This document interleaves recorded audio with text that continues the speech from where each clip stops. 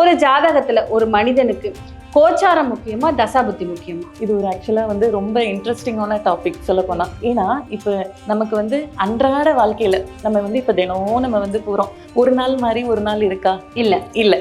இந்த மாதிரி அன்றாட நிகழ்வுகளை பத்தி நம்ம கணிக்கிறதுக்கு கோச்சாரம் பயன்படுது.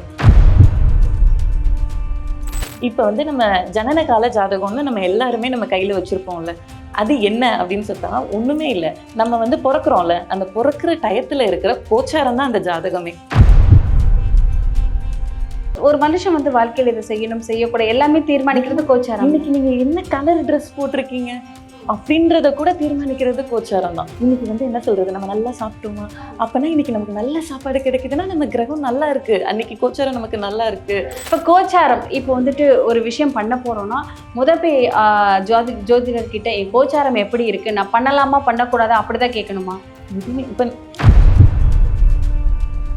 தசாபுத்தி எவ்வளவு முக்கியமா? இப்போ இத்தனை வருஷத்துக்கு அவங்க இப்படிதான் இருப்பாங்க, அந்த தசையில அந்த மாதிரி தான் இருக்கும். இப்போ இது நான் கிரகங்களோட நகர்வை வச்சு சொன்னேன்னா அது பாவகங்களை வச்சு சொல்றது. இந்த பாவத்துல இருந்து அது இன்னும் கொஞ்சம் காம்ப்ளிகேட். அதுல இன்னும் துல்லியமா பார்க்க முடியும்.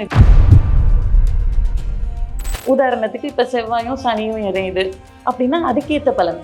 இப்ப சனியும் கேதுவும் இணையுதுன்னு வச்சுக்கோங்க. சனினா யாரு? தொழில்காரகன். கேது தடை செய்வாங்களா, அப்ப தொழில்ல பிரச்சனை வரும் அப்படின்னு சொல்லி சுலபமா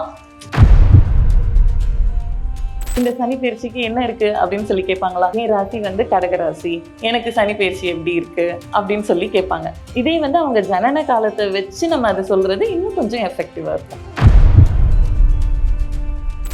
தசாபுத்தி இப்ப உங்களுக்கு ஈஸியா புரியணும் அப்படின்னு சொல்லி பாத்தீங்கன்னா, தசாபுத்தி லாங் டேர்ம் ப்ராசஸ். இது ஷார்ட். எனக்கு இப்போ உடனே இன்ஸ்டன்டா நடக்கணும் அப்படின்னா கோச்சாரம். நமக்கு இப்ப வரவங்க என்ன சொல்றது, எனக்கு 10 வருஷம் கழிச்சு என்ன நடக்கும்னு கேட்பாங்களா, இல்ல 5 வருஷம் கழிச்சு என்ன நடக்கும் கேட்க மாட்டாங்க. இல்ல எனக்கு இப்ப பசிக்குது இப்ப கூட அப்படின்னு சொல்லி தானே கேட்பாங்க. இன்ஸ்டன்டா கேட்கும் போது கோச்சாரம் மோர் எஃபெக்டிவ்.